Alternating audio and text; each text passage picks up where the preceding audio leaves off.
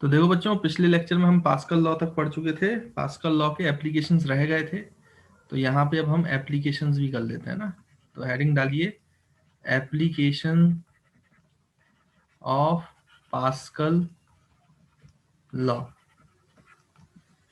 तो इसमें जो सबसे इम्पोर्टेंट एप्लीकेशन है वो है हाइड्रोलिक लिफ्ट, है ना बच्चों।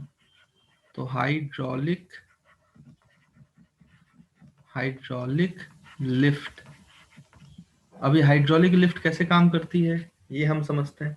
तो मेरे ख्याल से आपको पास्कल लॉ जो है वो याद होगा कि भाई हम किसी भी एक पार्ट पर लिक्विड के अगर कोई एक्सटर्नल प्रेशर क्रिएट करते हैं तो ऑब्वियस सी बात है कि लिक्विड के फ्लूइड के हर पार्ट में इक्वल इक्वल प्रेशर, उतना ही प्रेशर ट्रांसमिट हो जाएगा, बराबर प्रेशर ट्रांसमिट हो जाएगा, है ना। तो यहाँ पे क्या गया और हाइड्रोलिक लिफ्ट का कॉन्सेप्ट कैसे काम करता है वो समझते हैं हम, है ना बच्चों। तो देखिए, अगर मैं आपसे बोलूं कि हमें एक कार लिफ्ट करनी है ना, लेट्स सपोज एक कार बच्चों यहाँ पे हमें लिफ्ट करनी पड़ जाए। सोचो इस तरीके से एक कार है और इस कार को अगर हमें लिफ्ट करना है, ये कार है बच्चों, ये कार को लिफ्ट करना है, और ये जो कार है मान लीजिए ये 1000 kg की है बच्चों, 1000 kg की। अब इसको ऊपर लिफ्ट करना है, तो सोचो नीचे इसका कितना फोर्स लग रहा होगा, mg। तो 1000 × 10, तो ये 10,000 न्यूटन का फोर्स लग रहा है। यानी अगर हमें कार को लिफ्ट करना है तो हमें यहाँ पे एक्सटर्नल फोर्स लगाना पड़ेगा। कम से कम कितना एक्सटर्नल फोर्स लगाना पड़ेगा, 10,000 न्यूटन। और 10,000 न्यूटन तो कोई छोटा मोटा फोर्स होता नहीं है, ये अच्छा खासा फोर्स होता है। तो इसमें अच्छा खासा एफर्ट लगाना पड़ेगा, पावर लगानी पड़ेगी। अब हमने पास्कल लॉ पढ़ा है, तो पास्कल लॉ का यूज करके इस पावर को या इस फोर्स को, एक्सटर्नल फोर्स को कम किया जाता है, ताकि हम कम फोर्स अप्लाई करके उससे ज्यादा से ज्यादा गेन कर पाए। कैसे? तो उसके लिए यूज की जाती है बच्चों हाइड्रोलिक लिफ्ट। तो जब बहुत ज्यादा हैवी ऑब्जेक्ट्स को उठाना होता है कम फोर्स अप्लाई करके, तो हम हाइड्रोलिक लिफ्ट्स का यूज करते हैं जब बहुत हैवी ऑब्जेक्ट्स को उठाते हैं ना। अब हाइड्रोलिक लिफ्ट कैसे काम करती है वो आप देखो, तो वो मैं आपको बता देता हूं भाई। देखिए, तो मान लीजिए कि यहां पर जो है आपका इस तरीके से एक ऐसे शेप का वेसल है, ऐसे इस तरीके से, है ना बच्चों। अब ये जो है इसमें फ्लूइड भर दिया गया है। फ्लूइड कैसा? आइडियल फ्लूइड है, इनकम्प्रेसिबल है ना। तो इनकम्प्रेसिबल फ्लूइड है जिसका वॉल्यूम डेंसिटी चेंज नहीं होता है, और यहाँ पे ये फ्लूइड इस तरीके से भर दिया है और सेम लेवल पे रहेगा, है ना, क्योंकि एयर के कांटेक्ट में दोनों साइड से। तो अगर आप ध्यान से देखें तो इसमें आप क्या कर सकते हो बच्चों कि यहाँ पे अगर मैं पिस्टन लगा दूं, पिस्टन, ऐसे एक पिस्टन लगा दिया, पिस्टन, है ना, इस तरीके से पिस्टन लगा दिया जिसपे मैं फोर्स अप्लाई कर सकता हूँ। और यहाँ पे मैंने एक प्लेटफॉर्म बना दिया लिक्विड के ऊपर, यहाँ पे एक प्लेटफॉर्म बना दिया। ये आपका प्लेटफॉर्म हो गया बच्चों, प्लेटफॉर्म। अब मुझे क्या करना है कि इस प्लेटफॉर्म पे कार को उठाना है, लिफ्ट करना है। इस प्लेटफॉर्म पे मैंने कार रख दी, वही मेरी 1000 kg की कार। अब इसको उठाने के लिए मुझे यहां से 1000 न्यूटन का फोर्स चाहिए, मतलब 1000 kg कार है तो 10,000 न्यूटन का फोर्स चाहिए, उसके बिना तो काम नहीं बनेगा भाई। अब ये कैसे करेंगे? और मैं अप्लाई यहां कर रहा हूं फोर्स, फोर्स मैं अप्लाई इधर करूंगा इस वाले एंड पर। तो यहाँ पे जो एरिया है इस वेसल का, वो एरिया ऑफ क्रॉस सेक्शन मान लो बच्चों कितना है, या पिस्टन का जो एरिया है वो कितना है, A1। और यहाँ पे जो आपने एरिया लिखा, ये एरिया है मान लो A2।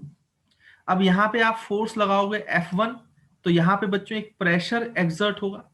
क्या सेम प्रेशर यहाँ भी ट्रांसमिट होगा? क्योंकि पास्कल लॉ तो ये बोलता है कि प्रेशर अगर एक जगह पे आपने अप्लाई किया है, तो यहाँ पे अगर P1 प्रेशर अप्लाई किया है, तो यहाँ पे अगर ट्रांसमिट हुआ है P2, तो ये P1 P2 बराबर होने चाहिए, यही तो कहता है। और P2 के कारण जो यहाँ पे फोर्स लगेगा वो F2 लगेगा बेटा, है ना, फोर्स F2 लगेगा area of cross section A2 से।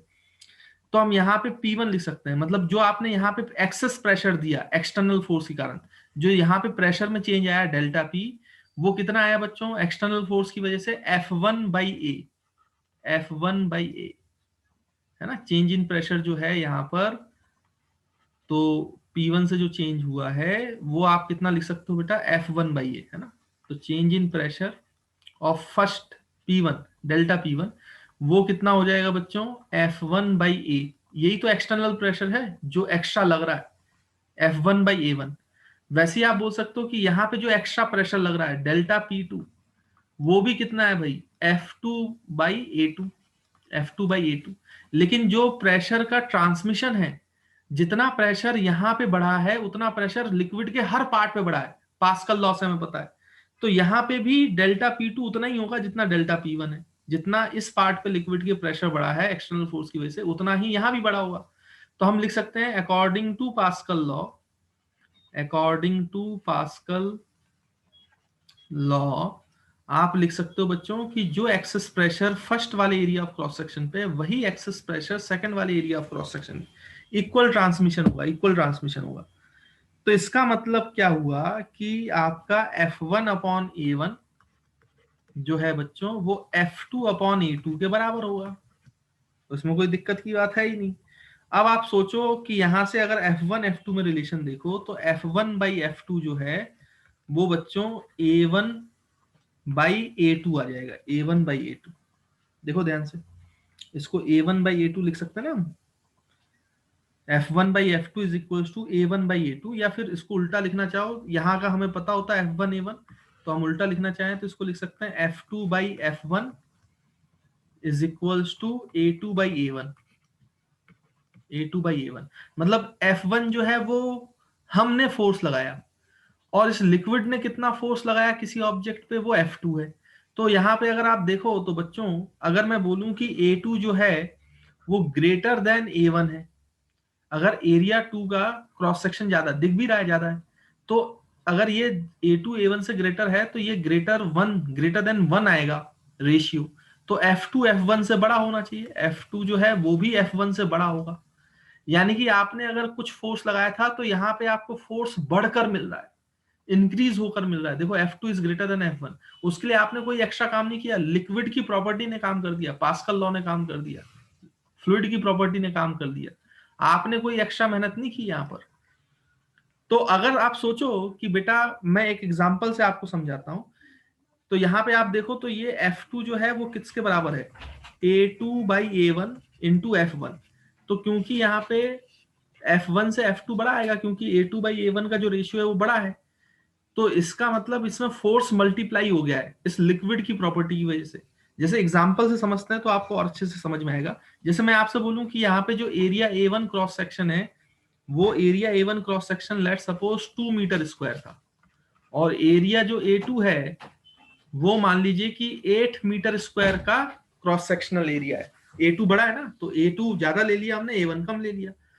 अब आपको क्या करना था बच्चों, कि यहां पर जो है आप रखोगे तो F2 जो है वो किसके बराबर आ जाएगा, A2 8 हो गया, और A1 जो है बच्चों 2 हो गया, दिस इज इनटू F1। तो ये कितना आ गया बच्चों, F2 is becomes 4 times F1। यानी जितना फोर्स आप F1 यानी इस वाले क्रॉस सेक्शन पे लगाओगे, उसका 4 गुना फोर्स आपको इस वाले क्रॉस सेक्शन में मिलेगा, इस वाले क्रॉस सेक्शन। आप सोचो भाई, फोर्स मल्टीप्लाई हो गया, इसलिए इसको फोर्स मल्टीप्लायर भी बोलते हैं हाइड्रोलिक लिफ्ट को। ये फोर्स मल्टीप्लाई कर देती है भाई, कई गुना बढ़ा देती है। मतलब जितना भी एरिया ऑफ क्रॉस सेक्शन का रेशियो होगा उतने टाइम्स बढ़ा देगी। यानी कि सोचो अगर मुझे F2 1000 kg चाहिए, 10,000 न्यूटन चाहिए, 10,000 न्यूटन, तो F1 कितना लगाना पड़ेगा मुझे, तो F1 हो जाएगा F2/4, और F2 मुझे चाहिए 10,000 न्यूटन, तो 10,000 न्यूटन डिवाइड बाई 4। तो यहां से आप कैंसिल करोगे तो बच्चों ये कितना आ जाएगा आपका 2500। तो देखो 2500 न्यूटन में काम हो गया। जबकि अगर आप डायरेक्ट इसको लिफ्ट करते तो आपको 10,000 न्यूटन ही लगाना पड़ता, जबकि उससे 4 गुना फोर्स कम लगाने पे काम चल जाता है आपका, जब आप हाइड्रोलिक लिफ्ट से काम करते हो, हाइड्रोलिक लिफ्ट में काम करते हो। यहाँ पे फ्लूइड की जो प्रॉपर्टी है, पास्कल लॉ जो कहता है कि इक्वल प्रेशर ट्रांसमिट होता है, उसके कारण फोर्स का मल्टीप्लाई हो गया है, फोर्स मल्टीप्लाई कर गया है, फोर्स बढ़ गया है। देखो प्रेशर इक्वल ट्रांसमिट हुआ है, लेकिन एरिया ऑफ क्रॉस सेक्शन बढ़ गया है, तो फोर्स को भी बढ़ना पड़ा। तभी तो प्रेशर सेम करेगा, प्रेशर इक्वल रहेगा। तो मेरे ख्याल से आपको क्लियर होगा बच्चों, इस तरीके से हाइड्रोलिक लिफ्ट का यूज किया जाता है, जो एप्लीकेशन है पास्कल लॉ का, to lift very heavy objects, है ना। तो आप ये बोल सकते हो हाइड्रोलिक लिफ्ट में कि इट इज, हाइड्रोलिक लिफ्ट में आप लिख सकते हो it is an application, it is an application of pascal law, pascal law, pascal law which is used to, which is used to, which is used to lift heavy objects, which is used to lift heavy objects, which is used to lift heavy objects, पहला point. दूसरा point, क्योंकि इसमें force multiply कर देता है, force कई गुना बढ़ जाता है, इसलिए इसको फोर्स मल्टीप्लायर भी कहा जाता है। तो आप यहाँ पे लिख भी सकते हो सेकंड पॉइंट में कि hydraulic lift, hydraulic lift is also called as, is also called as force multiplier, force multiplier। तो मेरे ख्याल से बच्चों आपको ये जो पॉइंट है हाइड्रोलिक लिफ्ट का एप्लीकेशन है वो क्लियर होगा, समझ में आया होगा, है ना। तो this is an application of pascal. तो देखो बच्चों, हाइड्रोलिक लिफ्ट के बाद पास्कल लॉ का जो दूसरा एप्लीकेशन हमारे कोर्स में है वो है हाइड्रोलिक ब्रेक्स, हाइड्रोलिक ब्रेक्स, है ना। इसको फिर से लिख लेते हैं,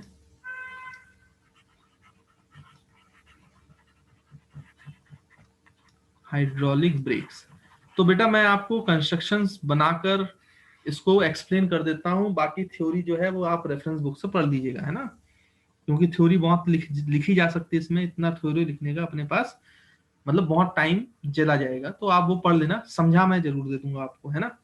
तो कोई भी हैवी व्हीकल है जिसमें हाइड्रोलिक ब्रेक्स का यूज होता है बेटा, तो ऑब्वियसली बात है, ब्रेक है तो मतलब ब्रेक किस में लगाओगे, व्हील्स में लगाओगे, जो व्हील चल रहा है उसको रोकने के लिए ब्रेक्स लगाते हैं, है ना।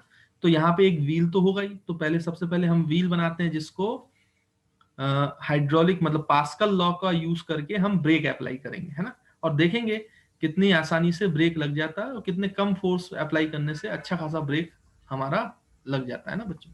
तो सबसे पहले यहाँ पे आप एक व्हील बना लो। तो भाई ये हमने क्या कर दिया बच्चों, व्हील बना दिया, ये मान लीजिए कि व्हील है। अच्छा, अब जो व्हीकल है तो खासकर की बड़े व्हीकल्स मतलब फोर व्हीलर्स या फिर ट्रक्स वगैरह में यूज होता है, तो ऑब्वियस सी बात है कि यहाँ पे 4 व्हील्स होंगे या 6 व्हील्स होंगे या 8 व्हील्स होंगे, जितना बड़ा व्हीकल होगा उस हिसाब से। तो मैं यहाँ पे केवल एक ही व्हील में पूरा फिनोमेना समझा रहा हूँ, बाकी सारे व्हील्स में ऐसा ही फिनोमेना होता है ना। तो उसके लिए आपको अलग से परेशान होने की जरूरत नहीं है। अब आप ध्यान से समझे कि इसमें कैसे काम करता है हाइड्रोलिक ब्रेक्स, है ना। तो यहाँ पे बेटा ये आपका व्हील हो गया, तो ये हम यहाँ पे लिख लेते हैं दिस इज व्हील। और उसके बाद फिर क्या होगा कि यहां से बच्चों ब्रेक पैडल होगा जिसपे आप ब्रेक अप्लाई करोगे, है ना। तो यहाँ पे मैं पूरा कंस्ट्रक्शन आपको बता देता हूँ। तो यहां से एक ऐसी ट्यूब आती है बच्चों, है ना, एक ट्यूब ऐसे आती है।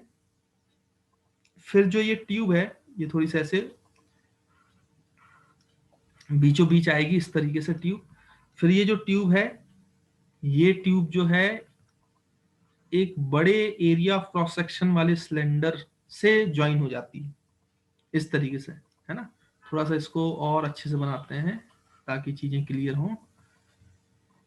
तो ये आपका ट्यूब जो है ये एक बड़े सिलेंडर से, जो जिसका एरिया ऑफ क्रॉस सेक्शन काफी बड़ा होगा, इस तरीके से ज्वाइन रहती है बेटा, है ना। और यहाँ पे पिस्टन लगे रहते हैं, यहाँ पे ऐसे पिस्टन लगेंगे, ये एक पिस्टन है और यहाँ पे भी एक पिस्टन है, इस तरीके से ये भी एक पिस्टन है ना। ये 2 पिस्टन है।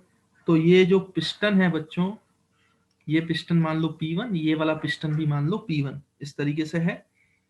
और यहां से इस टाइप का अरेंजमेंट होता है, ये एक इस तरीके से metallic piece, heavy metallic piece से ऐसे जुड़ा होता है, देखो इस तरीके से। ये एक हैवी मेटेलिक पीस है, उसका ऐसे मतलब स्टील वगैरह का होता है, अच्छी गाड़ियां होती हैं, किसी में आयरन का होता है ना।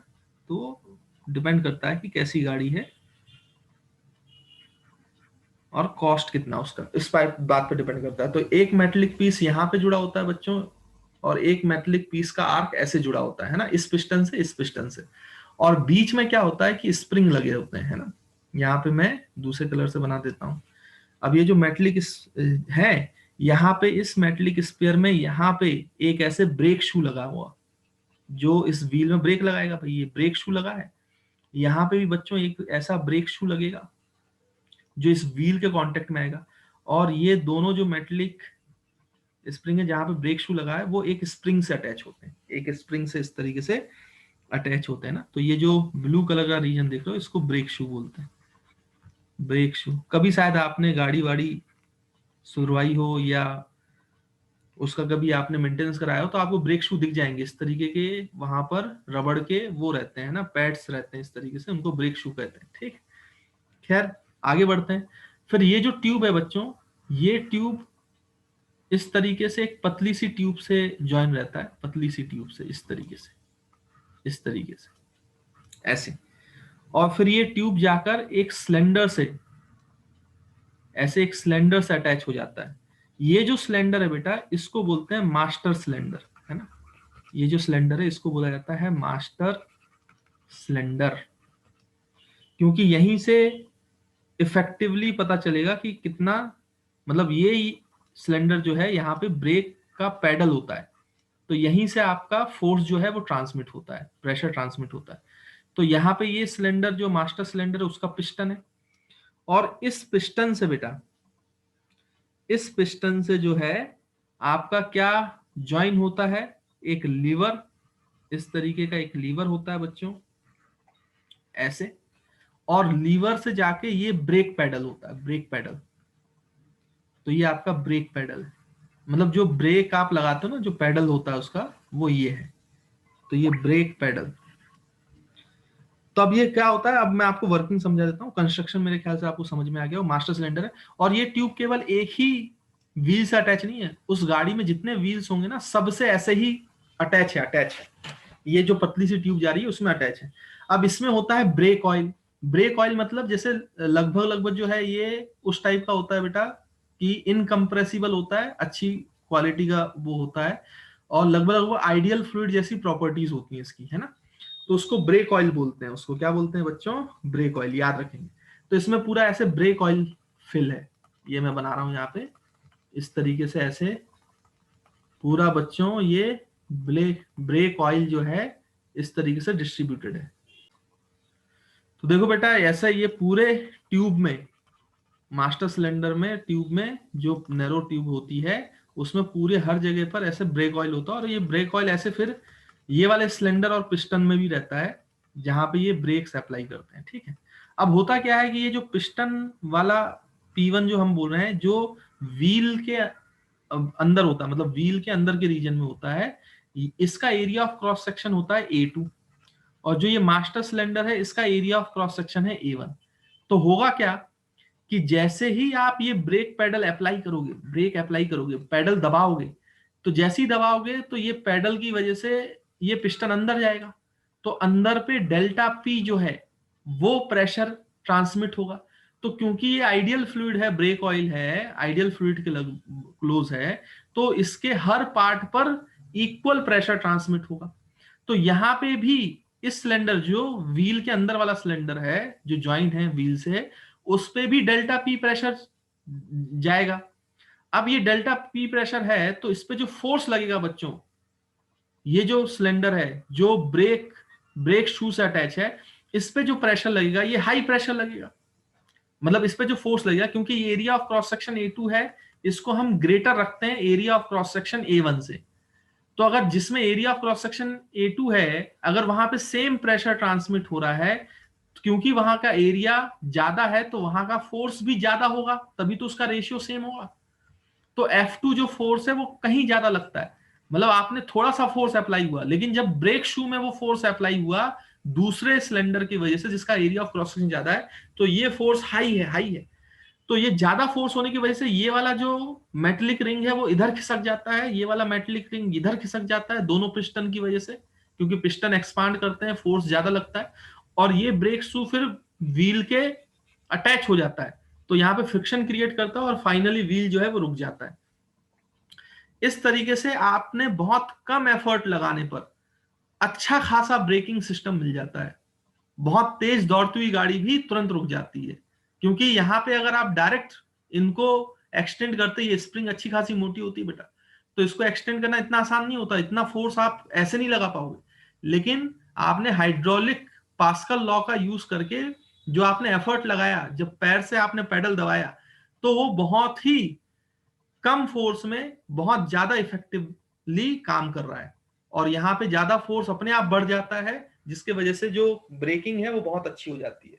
तो आपको उसके लिए ज्यादा एफर्ट नहीं लगाना पड़ता है, बहुत कम एफर्ट में ये काम हो जाता है।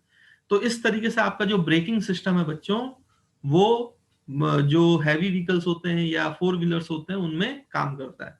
तो आई होप आप समझ पा रहे होंगे कि हाइड्रोलिक ब्रेक कैसे काम करता है, उसका कंस्ट्रक्शन क्या है। तो आप बाकी इसके बारे में पढ़ लीजिएगा, मैंने कंस्ट्रक्शन जो है बना दिया है, और आपको जो वर्किंग है बच्चों वो समझा दी है ना। तो इस तरीके से इसकी वर्किंग को एक्सप्लेन किया जा सकता है। तो आई होप आपको ये पूरा पॉइंट जो है एप्लीकेशंस ऑफ पास्कल लॉ वो अच्छे से क्लियर होंगे। तो देखिए बच्चों, अब हम स्टार्ट करने वाले हैं बॉयंसी। अब ये बॉयंसी क्या होता है ये समझे आप। तो जैसे मैं आपसे बोलूं कि एक लिक्विड है, एक बाल्टी है मान लो, या वेसल है, उसमें ऐसे पानी भरा हुआ है ना बच्चों, लिक्विड जो रेस्ट पे है, तो यहाँ पे ये लिक्विड जो है वो रेस्ट पर है, ऐसा हम मान लेते हैं। अब आप खुद सोचो, अगर मैं यहाँ पे क्या करूं, आपने ये ऐसा महसूस किया होगा बेटा कि अगर आप जैसे प्लास्टिक की एक बॉल है, तो प्लास्टिक की एक बॉल को आप इमर्स करो, अंदर ले जाके छोड़ दो प्लास्टिक की बॉल, तो आपने देखा होगा ये प्लास्टिक की बॉल ऑटोमेटिकली ऊपर आ जाएगी। या फिर कभी आप ऐसा करो कि आप एक जो है मग है, मग को ले लो, मग को अंदर जाके छोड़ दो, प्लास्टिक का मग है, वो अपने आप ऊपर आ जाता है, वो अपने आप ऊपर आ जाता है। अब ऐसा कैसे होता है। या फिर आपने कभी देखा हो तो इसी मग को उल्टा करके आप दबाने की कोशिश करो, तो आपको ऐसा लगेगा कि फ्लूइड भी आपको दबा रहा है, ऊपर की तरफ फोर्स लगा रहा है। तो कोई भी फ्लूइड जब रेस्ट पे होता है, तो अगर हम किसी भी बॉडी को उसमें इमर्स करते हैं, तो वो एक अपवर्ड डायरेक्शन में फोर्स लगाता है, अपवर्ड डायरेक्शन में फोर्स लगाता है। ये जो लिक्विड अपवर्ड डायरेक्शन में फोर्स लगा सकता है, उस फिनोमिना को बॉयंसी बोलते हैं। और ये जो फोर्स लगाता है अपवर्ड डायरेक्शन में, उसको अपथ्रस्ट या बॉयंट फोर्स बोलते हैं। और ये आपने फील किया होगा कभी ना कभी, कभी आप नहा रहे होंगे तो आपने ये महसूस किया होगा, खेलते समय महसूस किया होगा, कई बार पानी से खेलते हैं तब भी ऐसा महसूस होता है। या फिर आप एक काम करो, एक टब में पानी रखो और उसमें बैलून को इंसर्ट करो, तो बैलून इंसर्ट नहीं होता इतनी आसानी से। बैलून को फुलाकर जब आप इंसर्ट करोगे, तो वो आसानी से इंसर्ट नहीं होगा, पेनेट्रेट नहीं होगा पानी में, क्योंकि उस पर अच्छा खासा बॉयंट फोर्स लगता है। तो ये जो अपथ्रस्ट लगता है या अपवर्ड फोर्स लगता है, इसको बायंट फोर्स बोलते हैं, अपथ्रस्ट बोलते हैं। और ये जो लिक्विड का फिनोमिना है कि किसी बॉडी को जब आप डुबाने की कोशिश करते हो, किसी बॉडी को इमर्स करने की कोशिश करते हो, सबमर्ज करने की कोशिश करते हो फ्लूइड में, तो वो एक अपवर्ड फोर्स लगा सकता है। ये फिनोमिना को बायंसी कहा जाता है। अब ये कितना लगता है, किस चीज पे डिपेंड करता है, ये सारी चीज बताई थी आर्किमिडीज ने। तो वो आर्किमिडीज प्रिंसिपल का पार्ट है ना बच्चों। तो सबसे पहले हम यहाँ पे बॉयंसी डिफाइन कर लेते हैं, जो कि ज्यादा इंपॉर्टेंट है। तो हम यहाँ पे लिख सकते हैं बॉयंसी में बच्चों कि the upward force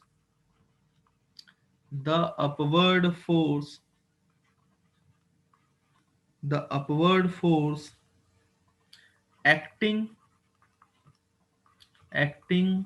on a body which is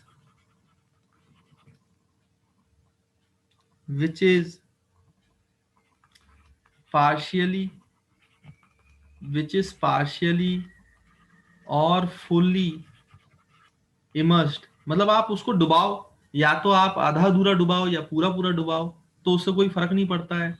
partially immerse करो या फिर फुल्ली इमर्स करो, partially fully immersed in a fluid is called as upthrust. तो जो अपवर्ड फोर्स लगता है उसी को बच्चों अपथ्रस्ट कहा जाता है, is called as upthrust. And ये अपथ्रस्ट या इसी को बोला जाता है बच्चों, और बॉयंट फोर्स। और फुल स्टॉप के आगे आप लिख सकते हो कि the phenomena and this phenomena of exerting buoyant force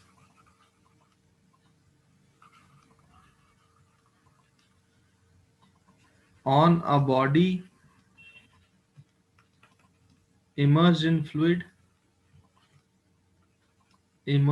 in fluid is called as buoyancy। इसी को buoyancy कहा जाता है। तो मेरे ख्याल से बच्चों आपको ये पॉइंट जो है वो क्लियर होगा।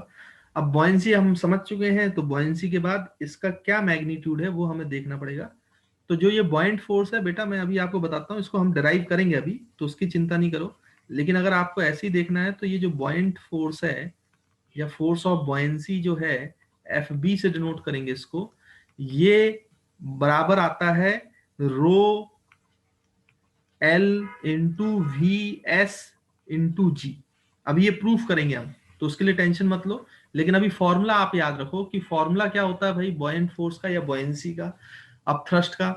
तो यहाँ पे ये प्रोडक्ट होता है रो एल को याद रखेंगे। रो एल जो है वो है डेंसिटी ऑफ लिक्विड जिसमें इमर्स किया गया है, density of liquid, into V S, ये वॉल्यूम है उस बॉडी का जिसको इमर्स किया गया है, और जितना इमर्स किया गया है उतना volume of submerged part.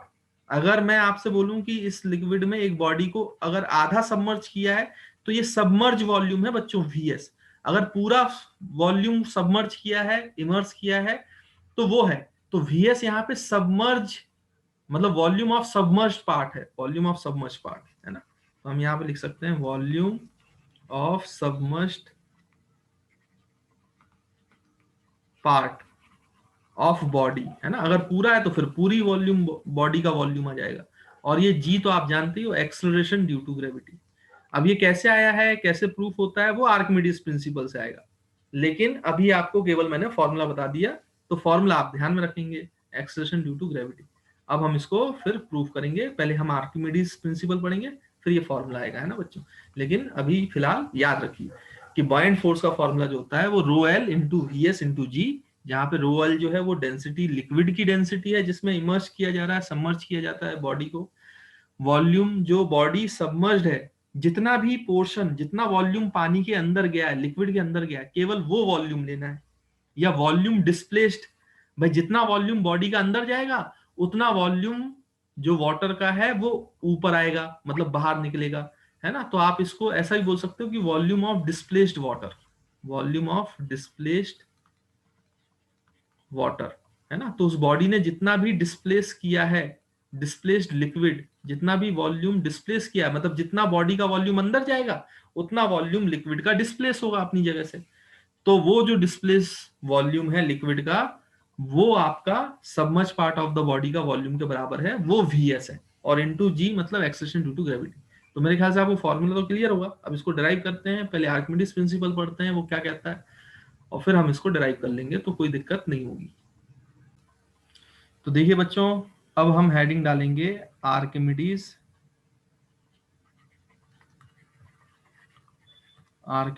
Principal, है ना। तो इसको भी समझना जरूरी है भाई, आर्किमिडीज प्रिंसिपल क्या होता है वो देखें। तो आर्किमिडीज प्रिंसिपल क्या बोलता है बेटा, ध्यान से समझे, कि जैसे अगर मैं किसी भी लिक्विड में कोई बॉडी जो है वो अंदर इमर्स कर दूं, तो उसमें क्यों बायंट फोर्स लगता है वो हम देखें जरा। तो जैसे मान ली ये बॉडी मैंने इमर्स कर दी, ये बॉडी इस तरीके से मैंने यहाँ पे इमर्स कर दी। तो अब हुआ क्या है कि इस बॉडी का जो टॉप वाला पार्ट है वहां पे प्रेशर मान लो P1 है, तो यहाँ पे ये प्रेशर जो है बच्चों वो P1 इंटू एरिया लग रहा होगा, है ना। और जो ये बॉटम वाला पॉइंट है इसमें ऊपर की तरफ प्रेशर लग रहा है, और ये P2 इंटू एरिया लग रहा होगा, अगर नीचे का प्रेशर P2 मानो। लेकिन आपको पता है कि यहाँ पे जहां P1 प्रेशर लिख रहे हैं और जहां P2 प्रेशर लिख रहे हैं, क्योंकि P2 वाला प्रेशर वाला पॉइंट ज्यादा डेप्थ में है, तो वह वहां पे प्रेशर ज्यादा होगा। मतलब P2 का प्रेशर जो है वो P1 से ज्यादा है, क्योंकि सरफेस से P2 जो है वो ज्यादा डेप्थ पे। जितनी ज्यादा हाइट पे आप जाओगे, जितनी ज्यादा डेप्थ पे आप जाओगे, एच हाइट पे जाओगे, एच पे जाओगे, डेप्थ पे जाओगे, तो उतना ज्यादा प्रेशर बढ़ता है, ये तो हमें पता है ना। तो इसके दो पॉइंट्स, बॉडी के दो पॉइंट्स, एक अपर पॉइंट एक लोअर पॉइंट, तो लोअर पॉइंट पे जो प्रेशर है वो ज्यादा है बच्चों, अपर पॉइंट पे जो प्रेशर है वो कम है। इसका मतलब जो आपका लोअर पार्ट का फोर्स लग रहा है P2 एरिया, वो ज्यादा होगा अपर पार्ट के हिस्से से P1 एरिया से, P1 इंटू ए। तो ये ऊपर वाला फोर्स छोटा है, नीचे वाला फोर्स बड़ा है। तो नेट फोर्स कहां लगेगा बच्चों? ऊपर की तरफ। ये जो नेट फोर्स लगेगा यही तो फोर्स ऑफ बॉयंसी है, बॉयंट फोर्स है। यानी बॉयंट फोर्स क्या है? Buoyant force is nothing but the force generated in upward direction due to pressure difference P2A minus P1A, या फिर हम इसको बोल सकते हैं डेल्टा P इंटू ए। तो जो प्रेशर डिफरेंस की वजह से, क्योंकि अलग अलग हाइट पर प्रेशर अलग अलग होता है, तो उस प्रेशर डिफरेंस की वजह से, क्योंकि नीचे की ज्यादा हाइट पर प्रेशर ज्यादा होता है, तो एक नेट फोर्स लिक्विड लगाता है किसी बॉडी पर अपवर्ड डायरेक्शन में। वो जो अपवर्ड डायरेक्शन में फोर्स लगाता है उसी को बॉयंट फोर्स कहा गया, उसी को बॉयंट फोर्स कहा गया। तो मेरे ख्याल से आपको बॉयंट फोर्स की क्लैरिटी होगी कि बॉयंट फोर्स लगाता क्यों है, पहली बात। अब ये बॉयंट फोर्स निकालेंगे, मतलब अगर हम ये प्रेशर डिफरेंस इनटू एरिया कर दें तो हमारा बॉयंट फोर्स निकल आएगा। लेकिन उससे पहले कुछ चीजें और समझते हैं। ये बॉयंट फोर्स तो हम निकाल लेंगे, उसका मैग्नीट्यूड, उसकी कोई दिक्कत नहीं, लेकिन ये बॉयंट फोर्स अप्लाई कहां होता है ये देखने की बात है। तो जैसे मान लो यहाँ पे मैं समझाता हूं आपको फर्स्ट केस में कि बच्चों अगर ये एक ऐसा वेसल है और इस वेसल में आपने क्या किया कि एक बॉडी को इमर्स कर दिया, मान लीजिए ऐसे सर्कुलर बॉडी है बेटा, circular body, circular circular body है, और इस सर्कुलर बॉडी को जब आपने इमर्स किया तो सर्कुलर बॉडी का सेंटर ऑफ मास जो है वो बिल्कुल बीचों बीच है, सेंटर पे। ऐसे बॉडी को आपने इमर्स किया, तो आपको ये तो पता है सेंटर ऑफ मास पे, बॉडी के सेंटर ऑफ मास पे mg फोर्स लगेगा। और क्योंकि ये बॉडी फ्लूइड में है, तो फ्लूइड में होने की वजह से इस पे एक बॉयंट फोर्स भी लगेगा बच्चों। लेकिन जो बॉयंट फोर्स लगेगा वो जो लिक्विड इसने डिस्प्लेस किया है, इस बॉडी ने जो अपना वॉल्यूम है उतना वॉल्यूम लिक्विड का यहां से डिस्प्लेस कर दिया है, अलग कर दिया है, उतना यहां से गायब हो गया लिक्विड। तो वो जो लिक्विड गायब हुआ है, जो उसका सेंटर ऑफ मास होगा, क्योंकि उसका सेंटर ऑफ मास ही वही होगा जो आपका इस सर्कुलर बॉडी का सेंटर ऑफ मास है, तो इसी के ऊपर बायंट फोर्स लगता है। तो ये एफ भी ऐसा लिखेगा। अगर अब ये एफ बी एम जी से ज्यादा हुआ तो बच्चों ये ऊपर आ जाएगा, एम जी एफ बी से ज्यादा हुआ तो ये नीचे चला जाएगा, और अगर ये दोनों बराबर हो गए तो ये जो बॉल है यहीं रुक जाएगी, है ना। तो आई होप आपको ये पॉइंट क्लियर होगा। अब यहां पे देखो बच्चों, जब ये बॉल, अगर मान लो बॉइंट फोर्स जो है ये ज्यादा है, ये ज्यादा है, तो आप ये समझ सकते हो कि ये बॉल जैसे नीचे थी वैसे की वैसे ऊपर आ जाएगी, मतलब ट्रांसलेटरी मोशन करते हुए जाएगी, इसमें रोटेटरी इफेक्ट नहीं आएगा, मतलब ओमेगा 0 होगा। लेकिन अगर सोचो कि मैं आपसे बोलूं कि इस तरीके से कि भाई अब ये वेसल है और अब आपने इसमें एक बॉडी इमर्स की है, मान लो एक ऐसी बॉडी जो सर्कुलर है लेकिन इसका आधा हिस्सा आयरन का बना है और आधा हिस्सा कॉपर का बना है। अब कॉपर की डेंसिटी आयरन से कम होती है, तो अगर आप ध्यान से देखो तो इसका जो सेंटर ऑफ मास है बच्चों इस बॉल का, वो बीचों बीच नहीं होगा, वो थोड़ा यहां शिफ्ट कर जाएगा, यहां शिफ्ट कर जाएगा। आप सोचो, आप जब ये बॉडी आप यहां पे इमर्स करोगे तो क्या होगा? जब ये बॉडी आप इमर्स करोगे तो लिक्विड तो इतना ही डिस्प्लेस होगा, इसी वॉल्यूम का। जो लिक्विड डिस्प्लेस होगा, क्योंकि लिक्विड की डेंसिटी यूनिफॉर्म थी तो उसका सेंटर ऑफ मास बीचों बीच था, तो बॉयंट फोर्स जो है वो लिक्विड डिस्प्लेस के सेंटर ऑफ मास पे लगता है। जबकि इसका सेंटर ऑफ मास जो है बॉडी का वो उधर है, तो mg जो है वो बॉडी के सेंटर ऑफ मास पे लगता है, mg। अब देखो बच्चों, ये जो दो फोर्स है इनके लाइन ऑफ एक्शन अलग अलग हो गए। मतलब अब ये बॉडी जब ऊपर आएगी, अगर बॉयंट फोर्स ज्यादा है तो ये ऊपर तो आएगी बट घूमते हुए ऊपर आएगी, मतलब अब यहाँ पे ओमेगा 0 नहीं होगा, घूमते हुए ऊपर आएगी, तो रोटेटरी इफेक्ट आ जाएगा, रोटेटरी इफेक्ट। इससे ये समझ में आना चाहिए आपको केवल कि हमेशा जो बॉडी आप इमर्स करोगे उसके सेंटर ऑफ मास पे बॉयंट फोर्स नहीं लगता। जो बॉडी को इमर्स करने पे जो लिक्विड डिस्प्लेस होता है उसके सेंटर ऑफ मास पे आपका बॉयंट फोर्स लगता है, और बॉडी के सेंटर ऑफ मास पे mg वेट लगता है। ये भी एक इंपॉर्टेंट पॉइंट है, कभी अगर आपसे पूछ लिया जाए तो आपको बनना चाहिए। और आपको अब समझ में आ गया होगा कि कब रोटेटरी इफेक्ट शो करेगी बॉडी जब आप फ्लूइड में डालोगे, और कब शो नहीं करेगी, है ना। तो ये बात भी ध्यान रखिएगा। तो यहाँ पे अब आर्किमिडीज प्रिंसिपल ने क्या बोला बेटा, कि आप कोई भी बॉडी को इमर्स करोगे, इमर्स करने पे जो प्रेशर डिफरेंस की वजह से अपवर्ड फोर्स लगता है वो अपथ्रस्ट होता है। और ये अपथ्रस्ट जो है वो किस किस के प्रोडक्ट के बराबर होता है, जो मैंने आपको फॉर्मूला बताया। तो ये स्टेटमेंट है आर्किमिडीज प्रिंसिपल की। वो निकाला कैसे गया तो उसका डेरिवेशन हम करेंगे। अभी आप पहले स्टेटमेंट लिख लो, है ना बच्चों, फिर मैं डेरिवेशन कराता हूं कैसे निकाला गया है, इस कॉन्सेप्ट को यूज करके वो आपको समझ में आ जाएगा। तो स्टेटमेंट ऑफ आर्किमिडीज प्रिंसिपल क्या बोलता है, हम लिख सकते हैं Archimedes principal states that is it states that when a body it states that when a body is partially or fully immersed fully immersed fully immersed in a fluid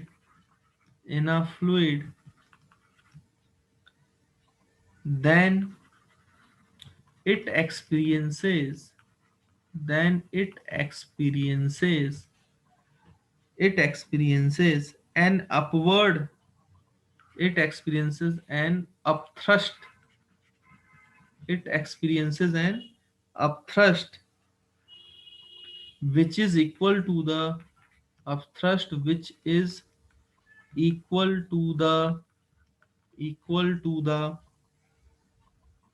equal to the weight of weight of weight of the fluid displaced weight of the fluid displaced जितना fluid displace हुआ है उस displace fluid के बराबर ही जो है बच्चों क्या लगता है, अपथ्रस्ट लगता है। अभी हम निकालेंगे तो आपको समझ में जाएगा, अभी तो स्टेटमेंट पढ़ रहे हैं हम। अपथ्रस्ट लगता है ना, एंड हमेशा याद रखेंगे, and buoyant force and buoyant force act buoyant force acts through the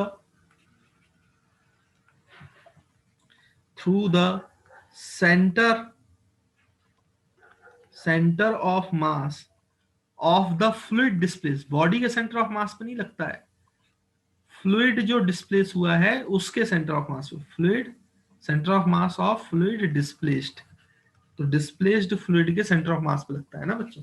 तो अगर बॉडी का सेंटर मास अलग है, फ्लूइड डिस्प्लेस का सेंटर ऑफ मास अलग है, तो फिर वो रोटेटरी इफेक्ट भी शो करेगा। अगर दोनों का सेम है तो एक ही लाइन ऑफ एक्शन पे फोर्स लगेंगे, तो फिर वो रोटेटरी इफेक्ट नहीं शो करेगा, वो केवल ट्रांसलेटरी मोशन करेगा। तो जो भी लिक्विड किसी बॉडी को इमर्स करने से डिस्प्लेस होता है, जितना भी लिक्विड डिस्प्लेस होता है, अगर आप उसका वेट कैलकुलेट कर लोगे बच्चों, तो वो वेट जो है वही बायंट फोर्स होगा, वो बायंट फोर्स की वैल्यू मिल जाएगी आपको, है ना। ये स्टेटमेंट जो है यही आपका आर्किमिडीज प्रिंसिपल कहलाता है। अब कैसे, तो इसको हम प्रूव भी करेंगे, है ना। तो वो अब हम नेक्स्ट स्लाइड में करते हैं, पहले आप इसको जल्दी से नोट कर लीजिए। तो देखो स्टूडेंट्स, जो स्टेटमेंट है आर्किमिडीज प्रिंसिपल का वो क्या कह रहा है कि आप जिस बॉडी को भी इमर्स करोगे उस बॉडी की वजह से जो लिक्विड जो है वो हटेगा, उस वेट के बराबर होगा बॉयंट फोर्स। यही तो कहा गया ना भाई। हम यहाँ पे देखें तो यहाँ पे इसको प्रैक्टिकली समझते हैं, प्रैक्टिकली थोड़ा सा देखते हैं तो आपको और अच्छे से क्लैरिटी आएगी। जैसे मान लो बेटा कि इस तरीके की आपने एक बीकर लिया हुआ है ना, यहाँ से एक सेक्शन है जहां से लिक्विड बाहर आ जाएगा, और इस बीकर को इस लेवल तक, है ना बच्चों, इसको ऐसा कर लेते हैं, ऐसे बना लेते हैं। देखो ये बीकर है इस तरीके से, इसमें से एक ये आपका सेक्शन थोड़ा सा ऐसे बाहर निकला हुआ है, ये बीकर है इस तरीके से, है ना बेटा। अब यहाँ पे ऐसा समझे आप कि हम क्या करें कि यहाँ पे लिक्विड को फिल करें। तो ये इतना भाई लिक्विड जो है वो हमने फिल किया हुआ है, बिल्कुल जहां से ओपनिंग है बीकर की वहां तक हमने फिल किया है, ऐसे लिक्विड को फिल किया हुआ, फिल किया हुआ। अब क्या किया जा रहा है कि यहाँ पे एक छोटा सा बीकर लिया जाता है, इस छोटे से बीकर में जो भी लिक्विड डिस्प्लेस होगा यहां से वो इस छोटे बीकर में आके गिर जाएगा, और इस छोटे बीकर को जो है वो वेइंग मशीन में रख दिया है बच्चों, वेइंग मशीन, ताकि हम रीडिंग ले पाए कि उसका वेट कितना है। तो वेइंग मशीन हमें वेट बता देगा भाई, तो उसमें कोई दिक्कत है नहीं। तो हमने क्या किया कि बच्चों एक जो बॉडी है उसको इसमें इमर्स किया। मान लो ये बॉडी इस तरीके से इमर्स हो गई, ये। अब देखो बच्चों, ये जो वॉल्यूम मैं शेडेड रीजन बना रहा हूं, ये वॉल्यूम है submerge part of the body का, ये वॉल्यूम है इस बॉडी का जो अंदर आया है, मतलब लिक्विड में आपने इमर्स किया है। तो ये VS जो है ये सबमर्ज पार्ट का वॉल्यूम है इस बॉडी का। अब जितना वॉल्यूम इसमें अंदर आया है लिक्विड में, उतना लिक्विड का वॉल्यूम ऊपर उठेगा। जब ऊपर उठेगा तो वो यहां से बीकर से इस ओपनिंग से बाहर आ जाएगा, और ये किस में गिर जाएगा बच्चों, ये छोटे से बीकर में, छोटे से बीकर में। तो ये वो लिक्विड है, इस छोटे से बीकर में वो लिक्विड आया है जो लिक्विड यहां से डिस्प्लेस हुआ है, यहां से डिस्प्लेस हुआ है आपकी इस बॉडी को इमर्स करने की वजह से। और वो डिस्प्लेस लिक्विड का वॉल्यूम कितना है बच्चों, इस डिस्प्लेस लिक्विड का वॉल्यूम है VS। भाई जितना बॉडी का वॉल्यूम अंदर जाएगा उतना वॉल्यूम लिक्विड का बाहर आएगा, तो वही तो डिस्प्लेस लिक्विड का वॉल्यूम हुआ ना बेटा। तो ये displace, this is also volume of displaced liquid, volume of displaced liquid. अब हमें इसका वॉल्यूम पता चल गया, डिस्प्लेस्ड लिक्विड का वॉल्यूम VS है, जो कि submerge part of volume of submerge part है बॉडी का, उसके बराबर ही है ना बच्चों। अब इसका वेट नापोगे तो इसका जो वेट है, इसका मास m है, तो g से मल्टीप्लाई कर दो तो इसका वेट mg हो जाएगा। तो वेट ऑफ लिक्विड डिस्प्लेस जो है, वेट ऑफ लिक्विड डिस्प्लेस, ये हम निकाल लेंगे प्रैक्टिकली। तो बच्चों यही कहा आर्किमिडीज ने, जो ये वेट ऑफ लिक्विड डिस्प्लेस्ड है, अगर आप ये निकाल लोगे तो यही तो बॉयंट फोर्स है, यही तो बॉयंट फोर्स है। देखो फिर से आप रीड करो स्टेटमेंट जो लिखा है। Statement of Archimedes principle says that whenever a body is partially or fully immersed, the weight of the liquid displaced is equal to the upthrust applied on the body by the liquid. वही buoyant force है जो weight of liquid के displace के बराबर है। तो this is the statement of Archimedes principle।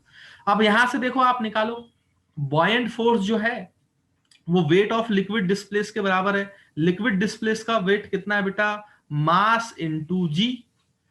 और क्योंकि लिक्विड है तो उसकी हमें डेंसिटी पता होगी, मान low density of liquid ρL है, तो मास को क्या लिख सकते हैं बच्चों, मास को लिख सकते हैं डेंसिटी इनटू वॉल्यूम। तो यहां पे हम लिक्विड का, क्योंकि ये मास ऑफ लिक्विड डिस्प्लेस है, तो मास ऑफ लिक्विड डिस्प्लेस को लिखेंगे density of liquid into volume जो डिस्प्लेस्ड हुआ है। वॉल्यूम डिस्प्लेस्ड कितना है बेटा, जो आपकी बॉडी का वॉल्यूम इमर्ज्ड है, मतलब VS के बराबर है। तो ये mass of ρL into VS, this is the mass of liquid displace into acceleration due to gravity. This is the formula for buoyant force, जो मैंने आपको पहले भी लिखवाया था, और यही आर्किमिडीज प्रिंसिपल की स्टेटमेंट भी है, ये स्टेटमेंट बता रही है ऐसा। तो मेरे ख्याल से आपको क्लियर होगा कि बॉयंट फोर्स जो है वो ρSg जो है वो एक्चुअली में वेट ऑफ लिक्विड डिस्प्लेस है, और वो बॉयंट फोर्स के बराबर होता है। इसी स्टेटमेंट को आर्किमिडीज प्रिंसिपल कहा गया है ना। तो मेरे ख्याल से अब आपको स्टेटमेंट क्लियर होगा, आर्किमिडीज प्रिंसिपल क्लियर होगा। तो बच्चों ये तो फॉर्मूला स्टेटमेंट से आ गया जो आर्किमिडीज प्रिंसिपल का, लेकिन जो आर्किमिडीज प्रिंसिपल है उसको हम मैथमेटिकली भी चेक करते हैं कि भाई ऐसा ही फॉर्मूला क्यों बना, है ना। ये तो आर्किमिडीज ने बताया, वो तो ठीक है, उनने बहुत सारी चीजें ऑब्जर्व की, उससे बताया। लेकिन फिर बाद में देखा गया कि थ्योरेटिकली, मतलब अगर मैथमेटिकली देखा जाए तो भी ये सही है। कैसे सही है मैं आपको समझाता हूँ। तो मान लीजिए कि एक बीकर है, बीकर में ऐसा लिक्विड है। अब यहाँ पे थोड़ा सा और एजम्पशन लेना पड़ेगा आपको। वो एजम्पशन क्या है मैं आपको बताता हूँ।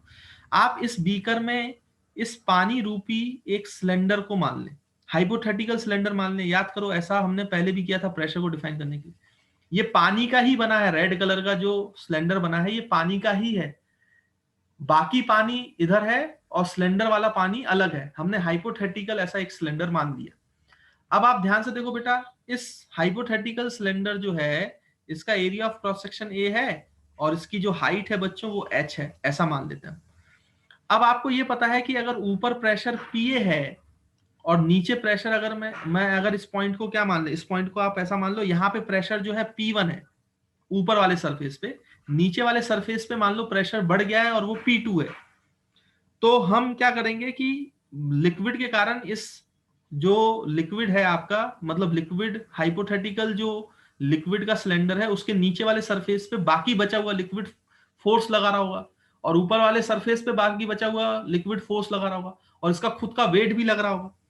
तो वो हम यहाँ पे बना लेते हैं बच्चों, है ना। तो ध्यान से देखो, मैं सिलेंडर को बाहर बना के देख लेते हैं एक बार। तो ये आप समझ गए बेटा कि ये जो है, ये सिलेंडर जो आपने हाइपोथेटिकल माना था उसकी हाइट जो है वो h है, ये जो है एरिया, ये एरिया A है, और यहाँ पे प्रेशर P1 था, तो ये नीचे की तरफ फोर्स लगाएगा, बाकी बचा हुआ लिक्विड कितना लगाएगा, P1 इंटू A। और नीचे वाले सरफेस पे बाकी बचा हुआ लिक्विड ऊपर की तरफ फोर्स लगाएगा। कितना फोर्स लगाएगा? वहां पे प्रेशर P2 है तो वो P2 इंटू एरिया लगाएगा। और उसके बाद इसमें एक और फोर्स लगेगा, डेट इज mg फोर्स। तो mg फोर्स जो है बच्चों वो नीचे की तरफ लगेगा, तो mg फोर्स हम नीचे की तरफ लगा लेते हैं। अब मुझे ये पता है कि इसमें जो बॉयंट फोर्स लगना है, बॉयंट फोर्स, तो ये आप देखो जो बॉयंट फोर्स होता है वो मैंने आपको लॉजिकली समझाया था कि वो प्रेशर डिफरेंस की वजह से लगता है, मतलब P2 minus P1 into area of cross section, यही लगता है। तो अगर मैं ये डेल्टा P निकाल लूं इंटू एरिया निकाल लूं, डेल्टा P इंटू एरिया, तो मेरा बायंट फोर्स आ जाएगा जो हमने पहले एक्सप्लेन किया था, लॉजिकल था वो, उसमें कोई दिक्कत नहीं थी। तो हम यहाँ पे डेल्टा P इंटू एरिया निकालते हैं, देखते हैं क्या आंसर आता है। क्योंकि बेटा ये बॉडी जो है वो अभी रेस्ट पर है, ये फ्लूइड तो कहीं मूव नहीं कर रहा है, ये रेस्ट पर है, तो ये सिलेंडर भी रेस्ट पर ही है। तो आप फोर्सेस को जरा बैलेंस करो। तो जब आप फोर्सेस बैलेंस करोगे बच्चों, तो फोर्सेस बैलेंस करने पे क्या आएगा देखिए। तो नीचे का फोर्स इज इक्वल टू ऊपर का फोर्स, तो नीचे जो फोर्स है वो है P1 into area A plus mg जो लग रहा है, और यहाँ पे इक्वल्स टू जो ऊपर का, तो ये P2 इंटू एरिया है ना बच्चों।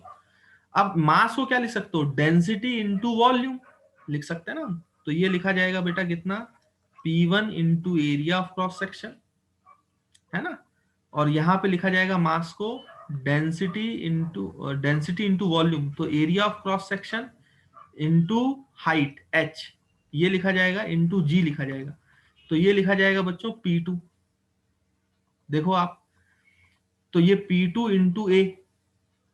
अब यहां से देखो आप, एरिया जो है हर जगह से कॉमन आके कैंसिल हो जाएगा, तो डेल्टा P कितना आ जाएगा बच्चों? P1 माइनस P2, हालांकि वो आप डायरेक्ट भी बता सकते थे डेल्टा P, तो वो आ जाएगा रो एच जी।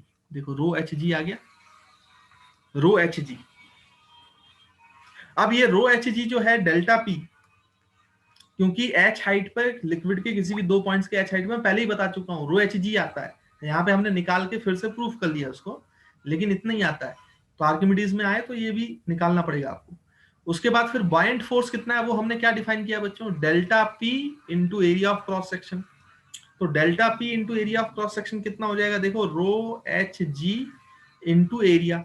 अच्छा, एच और एरिया को जो है वो साथ में लिख लो, तो rho G into area into H. और ये एरिया इंटू एच है क्या बच्चों? इसका वॉल्यूम।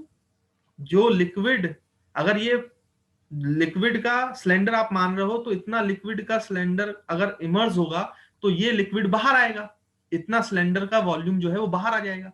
तो ये वॉल्यूम ऑफ सबमर्ज बॉडी हो गया, वॉल्यूम ऑफ सबमर्ज बॉडी। तो देखो बॉयंट फोर्स यहां से ही प्रूफ हो रहा है, this is the density of liquid into volume of submerged part into acceleration due to gravity. तो देखो बच्चों ये फिर से आपका मैथमेटिकली प्रूफ हो गया। और यही स्टेटमेंट तो किसने दी थी? एक्चुअली में ये जो है ये वेट ऑफ लिक्विड डिस्प्लेस हो गया है। तो ये वेट ऑफ लिक्विड डिस्प्लेस किसके बराबर है बच्चों? आपके बॉयंट फोर्स के बराबर है ना। तो मेरे ख्याल से आपको ये जो पॉइंट है बच्चों वो क्लियर होगा, समझ में आया होगा। तो this is Archimedes principal and it's proof, है ना।